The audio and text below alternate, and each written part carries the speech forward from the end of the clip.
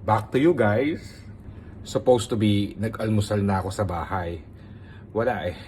Hindi ko naman pwedeng tanggihan. Bigay ng amo ko to.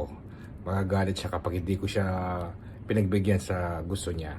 Kaya nagtimpla na lang ako ng mainit na tea. Kaya kain po tayo. Subukan natin ha.